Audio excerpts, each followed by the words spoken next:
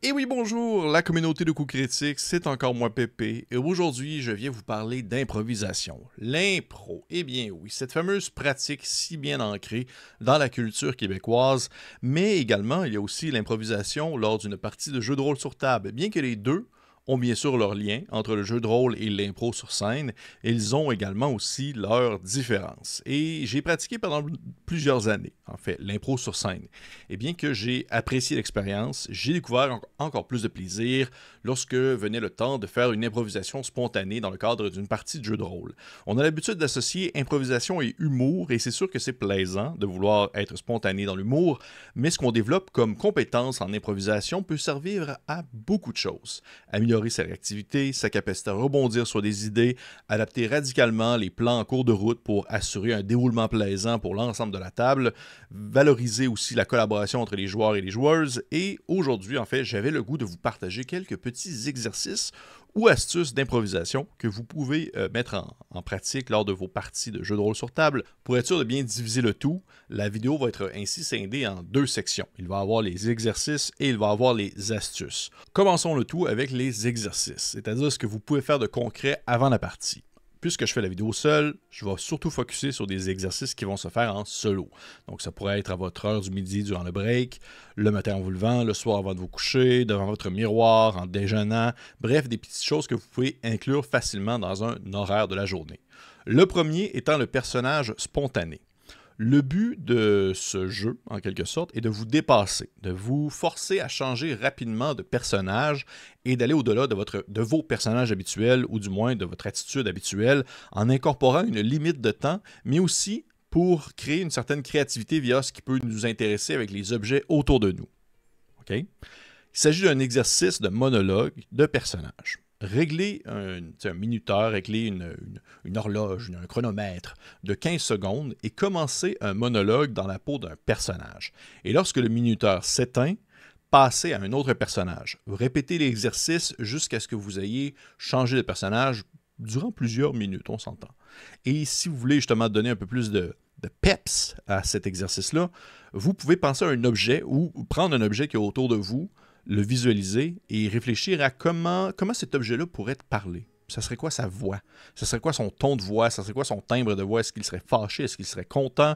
Et là, vous pouvez ainsi voir, par exemple, une chaise et faire la chaise, elle parle comme ça parce que je fais pas confiance à personne. On n'arrête pas de s'asseoir sur moi. Ça me fait toujours mal. J'ai mal à la tête. Il faut arrêter. Des personnes lourdes. Il faut que Pépé arrête de s'asseoir sur moi.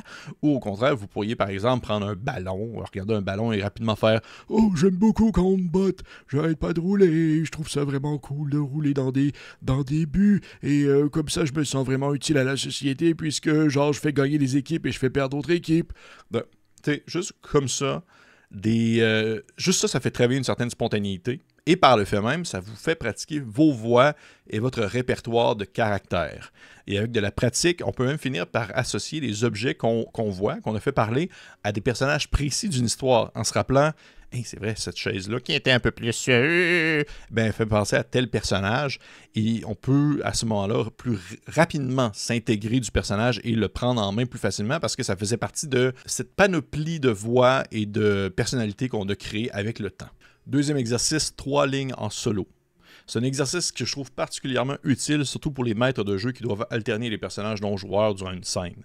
Dans l'exercice, vous jouez 2 personnages. Il y a le personnage 1 qui va initier la scène. Vous allez également jouer le personnage 2 qui va répondre à ce que le personnage 1 a initié. Et finalement, on va revenir au personnage 1 qui va donner la dernière réplique de la scène en question. Vous allez ainsi créer une scène complète en seulement 3 lignes en établissant en fait rapidement le qui, le quoi, le où de la scène en question. Comme par exemple, on va faire excusez-moi, j'ai pas ma montre, je pense que je viens de manquer le bus. Il repasse dans combien de temps, est-ce que vous le savez? D'après moi, il devrait repasser d'ici quelques minutes, mais en même temps, le temps qui nous reste sur cette terre est c'est assez limité. 3 minutes pour moi, ça pourrait être le temps restant qui me reste à vivre. Ah, ok. Ben écoutez, je suis désolé, mais il faut quand même que je sache le bus passe à quelle heure.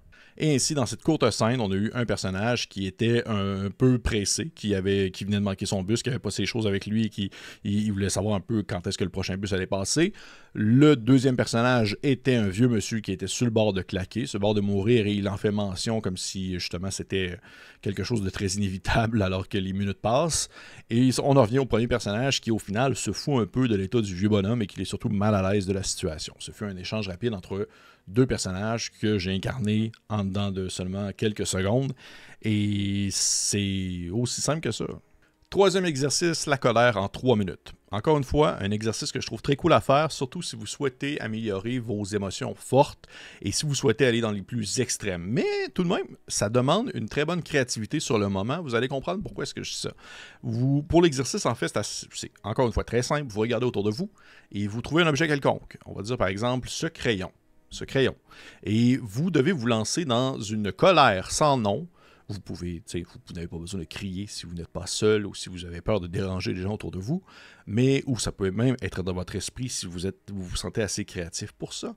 Mais le but, c'est de vraiment être dans une colère noire envers ce crayon ou envers l'objet que vous allez choisir et trouver des raisons pourquoi est-ce que vous êtes en colère.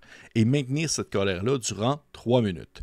Et pourquoi est-ce que je trouve ça intéressant? Parce que justement, de un, vous pratiquez à simuler des émotions qui sont fortes. La colère, ce n'est pas nécessairement quelque chose qu'on va nécessairement vouloir incarner continuellement dans une partie, même si ça peut arriver. Mais aussi de deux, l'objectif, c'est de trouver pourquoi est-ce que j'aurais le goût de blaster, comme on dit en bon québécois, pourquoi est-ce que j'aurais le goût de hurler et d'être en colère contre ce crayon-là pendant plus de 3 minutes. Et là, vous pouvez dépasser, vous pouvez aller au-delà de la logique même, trouver, tu sais, ce crayon-là m'a rendu cocu ou ce crayon-là m'a fraudé, il m'a vendu des assurances alors qu'au final, c'était pas vrai, puis je suis vraiment en colère contre lui. Je ne vais pas vous faire l'exercice de 3 minutes, ça va être un peu long comme ça, juste à écouter, puisque c'est un exercice qui se fait solo. Mais ça vous donne un peu l'idée. C'est vraiment pour développer un peu ces émotions fortes, mais également, justement, trouver une certaine manière d'inventer sur le moment, sur le coup, des raisons d'en vouloir un objet inanimé qui n'a absolument rien fait de mal. Et finalement, le quatrième exercice, qui est l'exercice de groupe, il s'agit du fameux oui et. Il est très connu dans le milieu de l'improvisation, dans le milieu des contes, dans le milieu même de la narration pour écrire des histoires et tout ça, dans l'écriture collaborative. Le oui et, c'est le principe de réciprocité positive. Le but, c'est de combiner deux idées fondamentales, accepter l'idée de quelqu'un d'autre et y ajouter quelque chose vous-même. Cela ne signifie pas nécessairement que vous devez dire oui à chaque proposition. On n'est pas dans le film Yes Man avec Jim Carrey.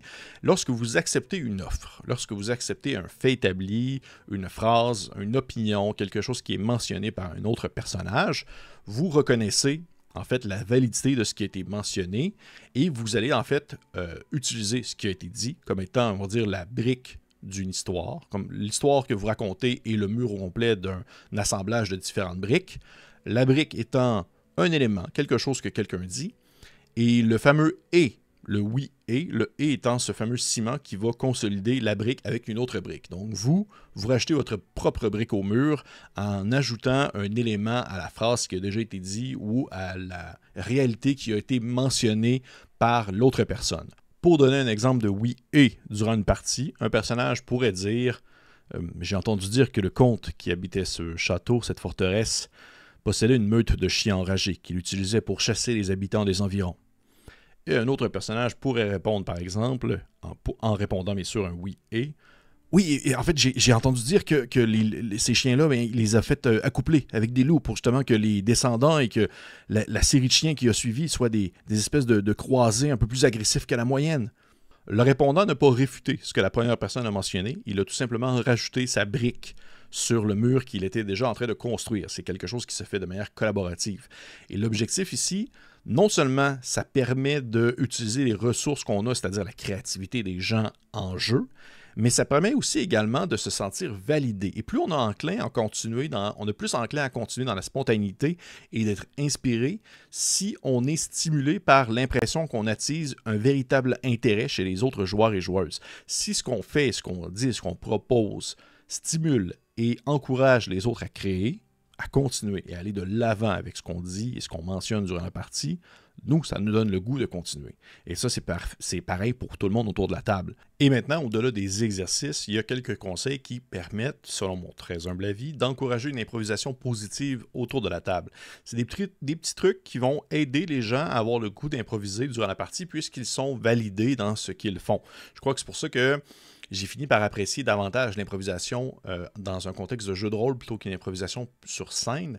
C'est que ce dernier, en fait, l'improvisation autour d'une table est 100% collaboratif. Bien que je sais qu'il existe des ligues d'improvisation sur scène qui sont 100% collaboratives, j'ai pas eu vraiment l'occasion d'essayer ça, mais pour vrai, dans le contexte d'un jeu de rôle, pour moi, ce fut une véritable révélation. Premier conseil que je peux mentionner, c'est de chercher des thèmes communs. Même lors d'une improvisation sur scène, il y a toujours des thèmes qui remontent à la surface, qui sont plus mis de l'avant. On va dire improvisation mixte, improvisation comparée, avec comme thème, avec comme titre les aventures de Docteur Lafou. Là, ainsi, les deux équipes doivent concevoir quelque chose concernant les aventures de Docteur Lafou. Eh bien, c'est la même chose dans une partie de jeu de rôle sur table. Même si les thèmes ou les sujets sont peut-être moins mis de l'avant, ou du moins sont plus sous-entendus, il y a tout le temps quelque chose qui a un lien avec la cupidité, qui va mener un peu à la fin, ou la dualité entre le bien et le mal, ou que l'amitié triomphe toujours par-dessus l'adversité. Il y a toujours quelque chose. Et plus le groupe en soi, plus les joueurs et joueuses ainsi que les personnages vont dans la même direction, ou du moins vont respecter un certain cadre ou certains thèmes, eh bien, ils sont plus enclins à avoir une plus grande facilité à jouer entre eux et à créer on va dire, spontanément aussi entre eux. Si dans un groupe de personnages, on est dans une ambiance très, on va dire, Dark Souls. Je sens comme ça. Là. Mettons, c'est très Souls-like, c'est très Dark Fantasy, okay? Une game de Warhammer.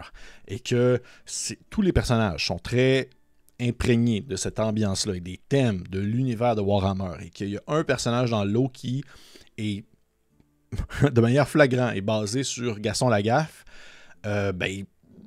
à moins vraiment que ça soit bien correct autour de la table, ça se peut. C'est très possible qu'il y ait un certain clash qui se fait entre ses créations à lui et les créations des autres et la spontanéité et la créativité qui va se faire entre lui et les autres personnes autour de la table. Et c'est normal. C'est pour ça que je considère que c'est important, dès le début de la partie, de vouloir s'entendre entre nous sur les thèmes à mettre en place. Si, pour tout le monde, c'est bien correct que la personne en soi soit basée sur Gaston Lagaffe, alors que tout le reste des autres personnages est basé de manière très typique dans l'univers de Warhammer, et que tout le monde est bien à l'aise avec ça, bien rendu là, je pense qu'il y a toujours une possibilité d'être créatif et de concevoir ensemble sans nécessairement trop se mettre des bâtons dans les roues, mais je trouve que c'est quand même important pour justement encourager une improvisation spontanée et que les gens puissent jongler entre eux avec des idées semblables sur des thèmes semblables.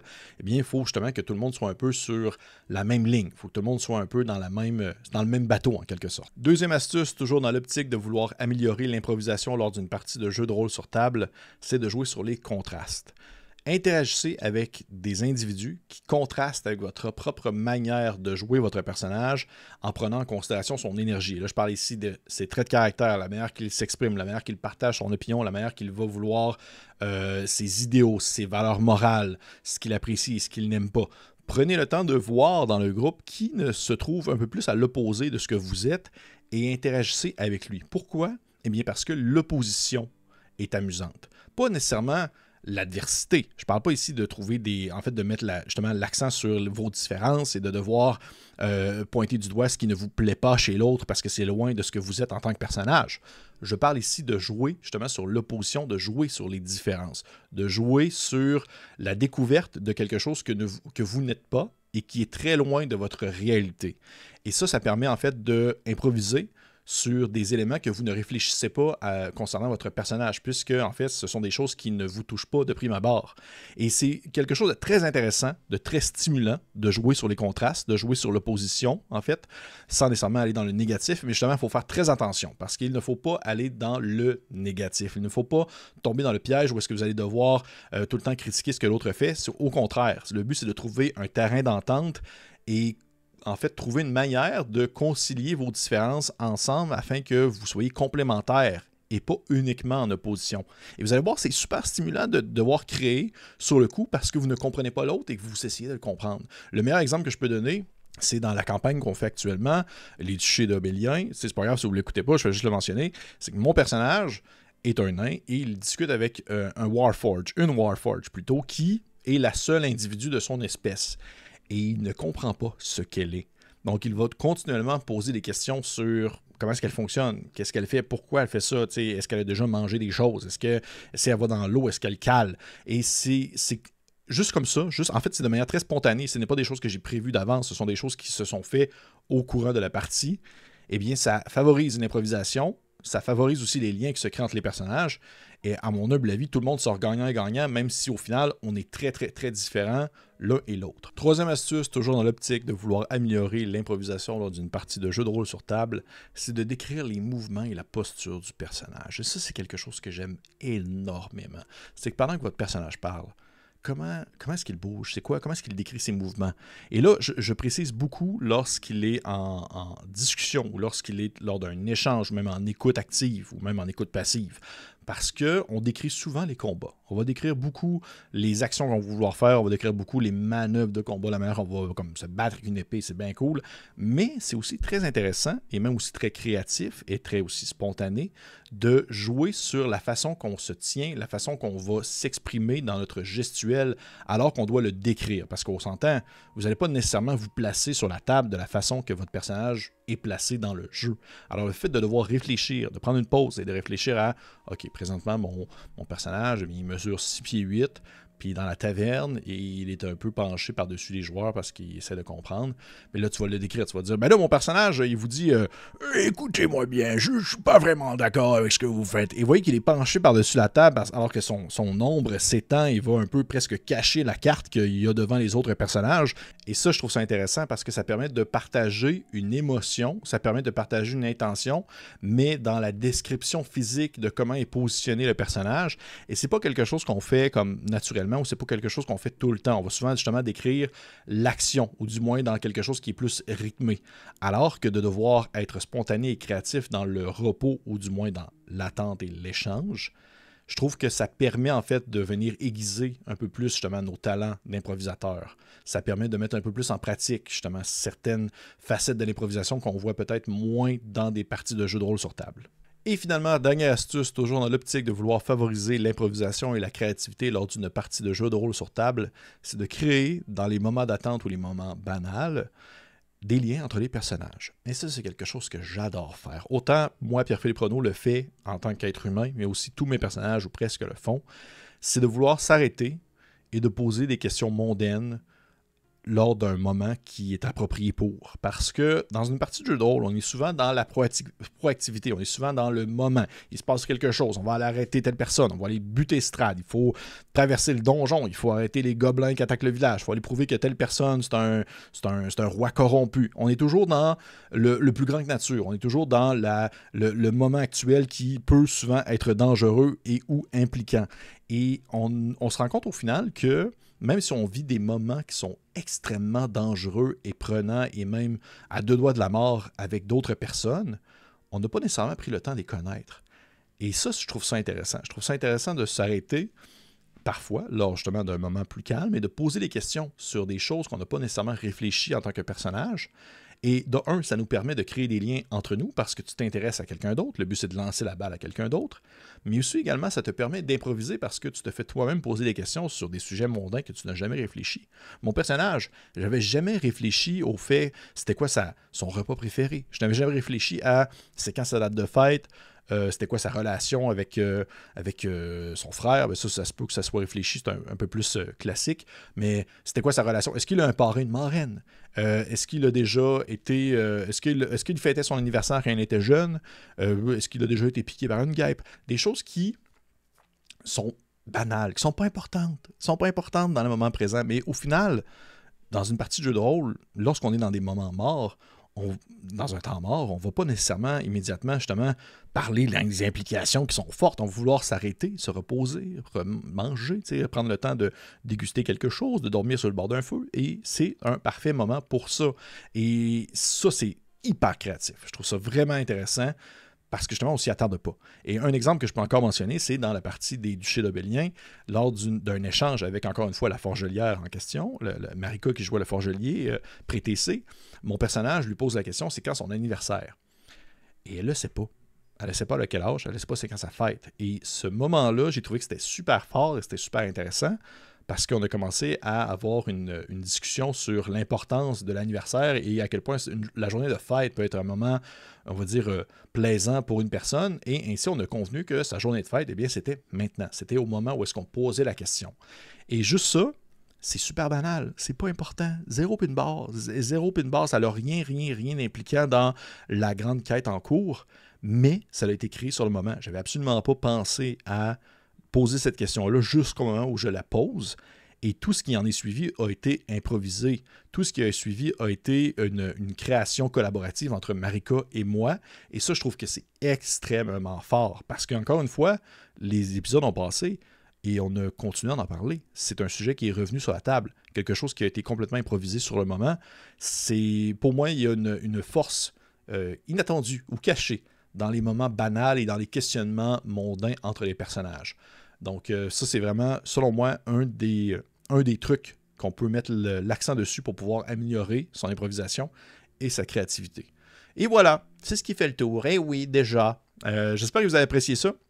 J'aurais pu vraiment en dire plus. J'avais énormément de matière à en discuter, mais je trouvais qu'à un moment donné, il fallait comme que je fasse des choix. Si vous avez apprécié ça, si c'est le genre de vidéo que vous trouvez pertinente, dites-le en commentaire. J'aimerais ça savoir parce que ça se pourrait que j'en fasse d'autres. Si je l'ai trouvé que ça marchait bien et qu'il y avait un bon feedback, mon but, ce n'est pas d'être paternaliste avec vous. Je ne suis pas du genre comme faites ça et faites pas ça ou faites ce que vous voulez. Je donne simplement des astuces qui, en mon sens, ont bien fonctionné pour moi. Donc, ouais, ça ressemble pas mal à ça. Encore une fois, je vous encourage de liker, partager, commenter, laisser un petit pouce vers le haut et si ce n'est pas fait, eh bien, abonnez-vous. Merci. Merci. À la prochaine. Au revoir.